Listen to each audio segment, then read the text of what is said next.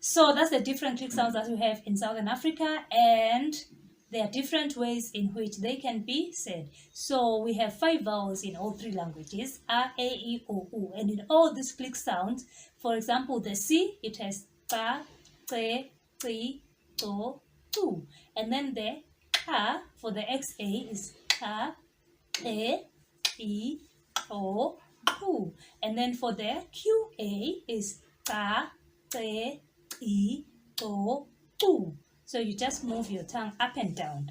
I have done videos which have examples of these click sounds with words and their meanings. Please make sure you check out my YouTube video for more extensive explanation on the click sounds of Southern Africa.